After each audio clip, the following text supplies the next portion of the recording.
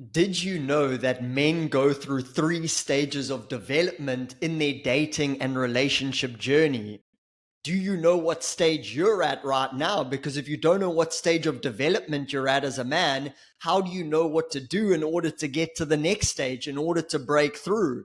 This is really important because you can spend a lot of years staying stuck in the same area, being ineffective with women and in your relationships because you don't even know what stage of development you're at. So, if you don't know who I am, my name's Daniel, and I help guys become men they can be proud of, who attract a woman that they're proud to be with.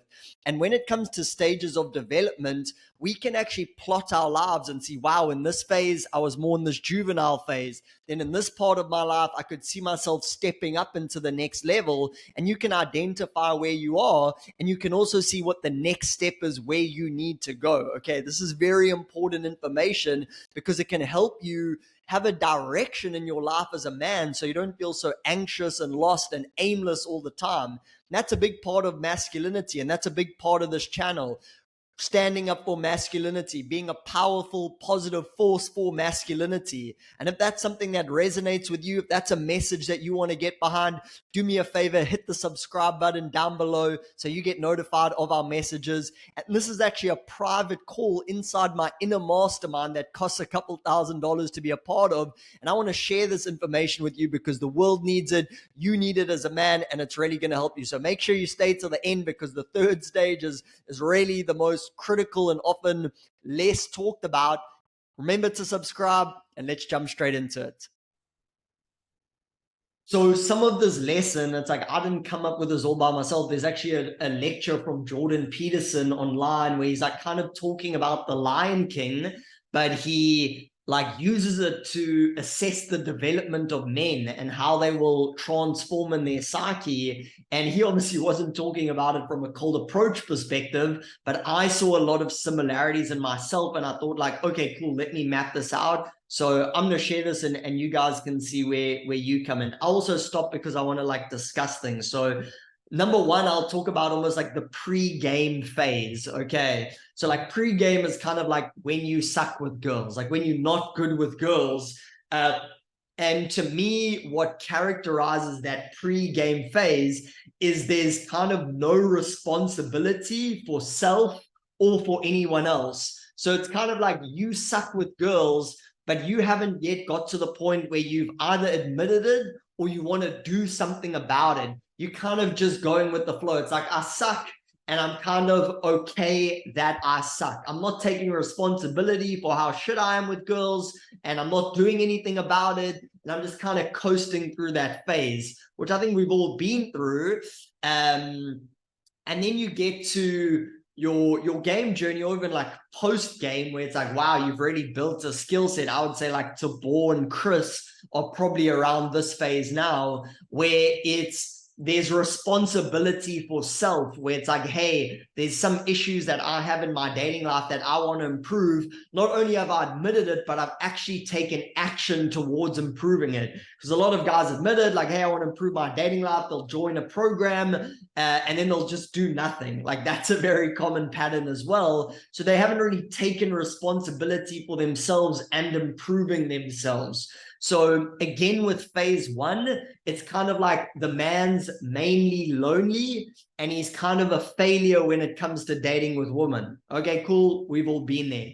Number two, it's like man and woman, there's short-term success where it's like, no, I do know how to meet girls. I do know how to go on dates. I do know how to sleep with girls. And there can also be some medium long-term stuff, especially if you're building like a longer term rotation like Tabor normally does. But there's a lot of people who go through a phase where it's like their relationships in the post-game phases, it's the greater short-term relationships, couple days, couple weeks, couple months at max. Okay, so we're not going to talk about phase three, so to speak, right now. I'll talk about that at the end. But in order to jump from one phase to the other, you need to admit that your current level has flaws. You need to have more of a longer term thinking. So at phase one, it's like most guys, why they don't even start the success with woman journey is because of like the ego, you know, it's like you have to admit that you suck. And most guys, it's like they never want to admit that they suck with girls. It's like the biggest ego blow. But in order to get out of phase 1 to phase 2, you need to admit, like, hey, the way I'm currently doing things is not working for me. I need help.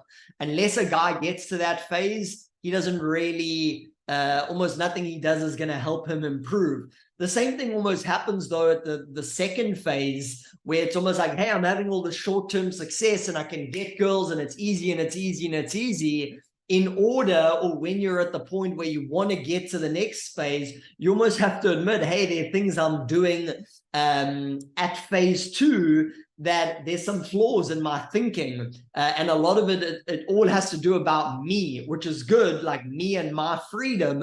But just a little hint, when you get to phase 3, it's like actually being responsible for other people. It's interesting that Tabor's here, because he's almost a mixture of phase 2 and 3, where he's got that good short-term success, but also some of his rotations are crazy, like they months, even years long, which is like he's kind of doing phase 2 and 3 at the same time, where I would say, just for Chris to kind of pop it down, it's like more phase 2, where it's like no relationships since being on the game journey that have gone on for longer than 6 months or something like that. Chris, feel free to correct me, but again, it all comes back to the simplicity on the far side of complexity. There's a quote, it's in one of the videos: for the simplicity on this side of complexity, this is by Oliver Holmes, I wouldn't give you a fig. But for the simplicity on the other side of complexity, for that, I would give you anything I have. So this is obviously simplicity on this side of complexity. It's like, hey, I'm just living my simple life. But in order to actually get to that transformed place, like, you got to go through a lot of fucking chaos. You know, that's the whole journey. You got to go out approach. You got to get blown out. You got to go on these dates. You got to mess it up. It's like you got to go through that chaos to jump from the one level to the next level. And the same thing happens. You get from level 1, I suck with girls. Now it's like, I've gone through all that chaos. Now I'm at level 2. It's like, wow, I'm good at short-term success with girls. You almost have to face some chaos again if you want to go to that level 3, where it's like, cool, I'm good at long-term success with women. So how this is all mapped up and how it's brilliantly told is through the story of the Lion King. I don't know when you guys last watched it, but I'd recommend going and watching it again, because Simba goes through this journey of transformation. More and more, it's dawned on me on the importance of teaching through stories, because it actually helps people learn a lot better than saying, this is what you have to do, A, B, and C. Sometimes that's good. You want to lay that out as well. But when you tell it through a story, it becomes more memorable because you see yourself in the story. So let's say this is Simba at phase 1. You know, he's just, we're taking the first part of the story out, but he's just been rescued by Timon and Pumbaa, or kind of these almost subpar friends in a way. One's a fat pig that just farts and has gas all the time. The other one's like a little bit better, Timon, but he's kind of short. It's like in the animal kingdom. How much use is he really? But this is Simba in his like adolescence phase, you know, no responsibility. He's just hanging out with his homies here. They're just doing whatever they want. And this phase is categorized by this no responsibility. You know, it's a stage of adolescence. I'm not responsible for anyone but myself, you know.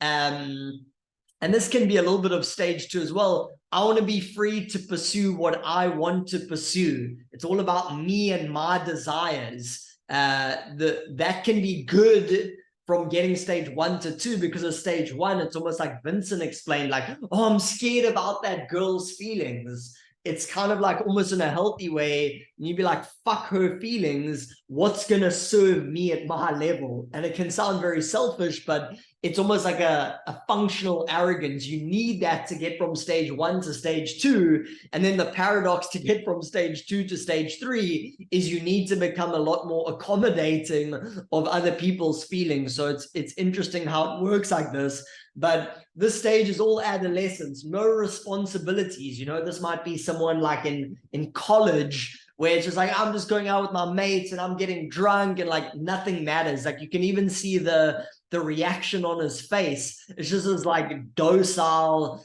probably stoned looking guy. And for me, it was like, this probably lasted till my mid-20s, where it's like hang out with my friends, partying every weekend, getting drunk, sitting around playing Xbox, smoking weed, like that kind of phase. No responsibility. I haven't yet admitted to myself really like, hey, I suck with girls and I need help.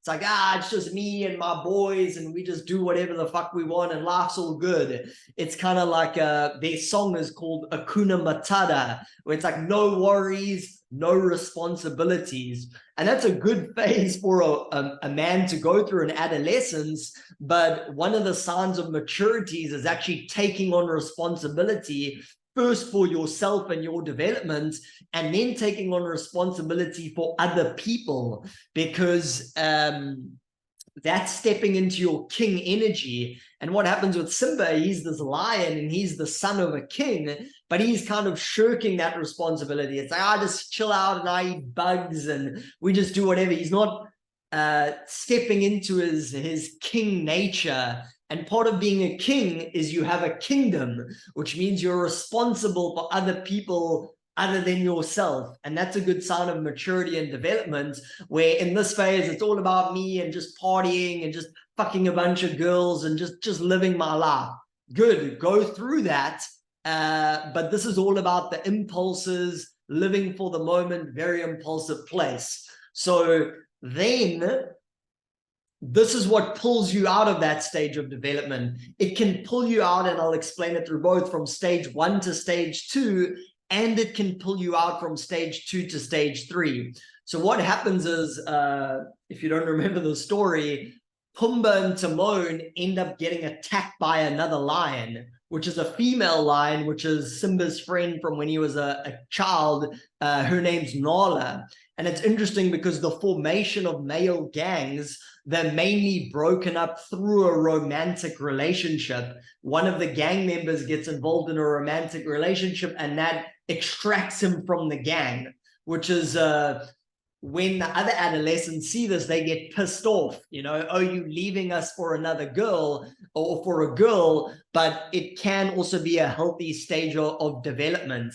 And obviously Simba, as we all do, when some girl tries to pull us away from our bros, from our mates, we fight back. We say, who the hell do you think you are to pull me away from my friends? These are my brothers. But what happens, as so often does, the female pins the masculine. So this is a really kind of interesting psychological thing I was learning about recently, where it's almost like you project your ideal onto a woman, and then that ideal almost judges you, and you see all the ways in which you're flawed. So this can happen to a guy at the start of his journey. It's like you really like this girl, and you really into her, you project all these ideals onto her, but then maybe she doesn't want to see you again. Maybe it was your girlfriend and she breaks up with you. Maybe she cheats on you, which is really rough. And then it's almost like that ideal judges you and it finds you unworthy. The feminine judges the masculine and it finds him inadequate. Now, at that stage, you have two options. You can either become like the bitter red pill community, where it's like, fuck women are bitches, like all of this kind of thing, and they go into resentment and bitterness, which can be a phase that people go through. Okay, don't get stuck there. Or when that ideal judges you and finds you inadequate, it's like, okay, there are parts of myself that are shit, like I'm scared to lead women. I care too much about their approval. I don't have a good relationship with sex. And then hopefully you join a program like this or some other type of program where you develop these parts of yourselves. So ultimately, the feminine actually shames him. She pins him down, and she's actually a catalyst for a gateway of higher consciousness. She's trying to pull him up to the next level, although he doesn't see it like that, It makes him feel self-conscious and all of his flaws are exposed, which is useful because if he does not have these flaws exposed, he doesn't want to acknowledge them. It helps him grow up. to mature, to take responsibility in his own masculinity. But when someone points out our flaws and things that we could be doing better, the natural reaction is to get resentful. He's not like, wow, thank you for pointing out my flaws. These are things I need to work on. It's normally like, fuck you. Who are you to tell me what's wrong with me? She calls him out on his impulsive short-term life that he's living while there's bigger problems to solve. You know, it's like, wow, in the story, the kingdom's gone to shit. They all think he's dead. And he's just living this impulsive life, taking zero responsibility. And you can see in her face, you know, the feminine is stunned by him. It's like, why are you being a little boy? Like, step up and be a man, take responsibility, step into your kingship. But the masculine's like all bitter and stuff, like, oh, like, who are you to tell me what to do? You know, and she's stunned by this reaction. You could almost see this as the vast feminine, like when a man, like a date doesn't go well and he gets all like bitter and resentful, which we do. She's almost like stunned by it. It's like, is that the kind of man that you are? You know, like, don't you have bigger problems in life than a girl who rejected you on a first date? Because we all go through that, but it's a very like boy part of our psychology.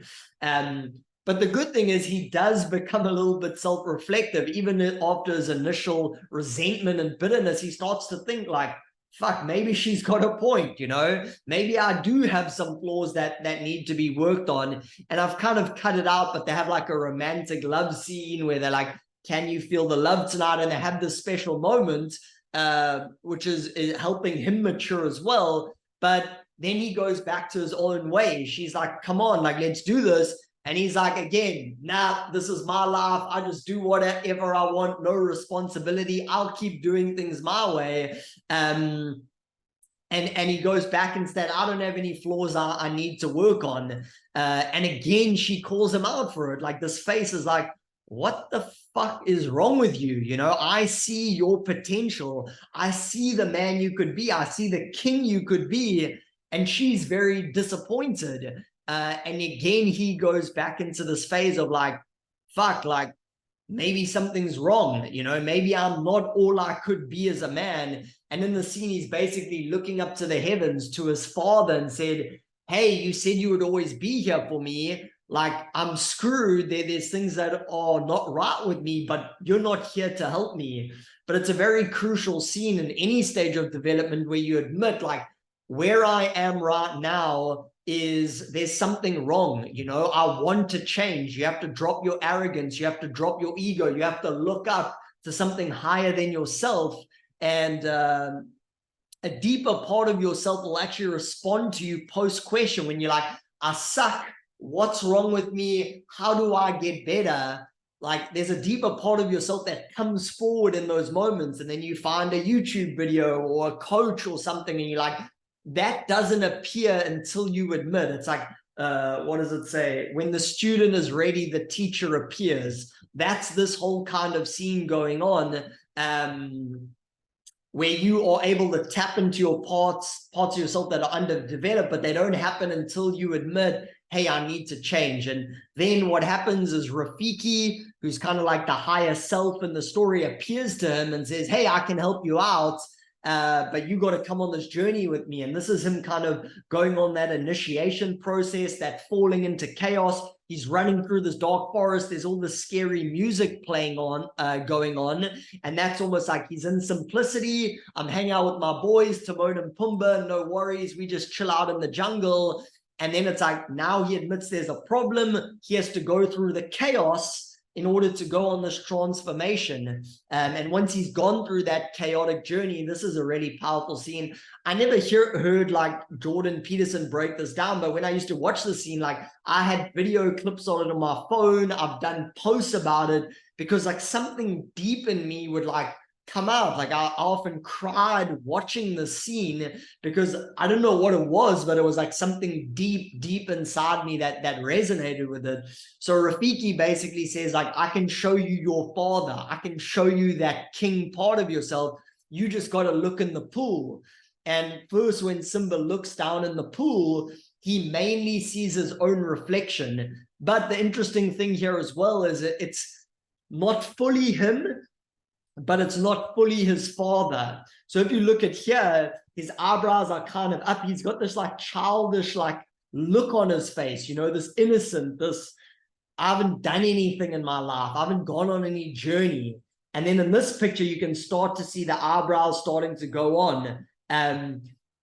It's pretty crazy because what's actually happening here, he's staring in and he's seeing the man that he could be beyond adolescence.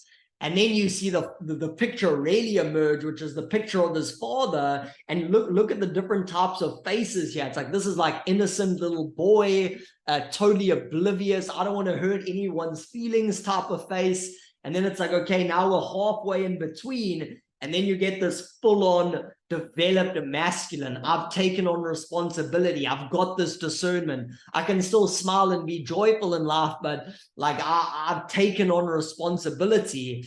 And then what happens is basically his father appears to him almost as like a solar deity in the sky and basically calls Simba out. This is not the feminine calling him out. This is his own self. And basically telling him, Simba, you've forgotten who you are. You are my son. You are the son of a king. And you've been fucking around. You know, you've been acting like a little boy. And you should remember your responsibility as a king and start fucking acting like it. Your useless adolescence, you're no good for anyone. You're just good for yourself. People can't rely on you. And this kind of blows Simba's mind, you know, because he's blown away by this vision of the man he could be.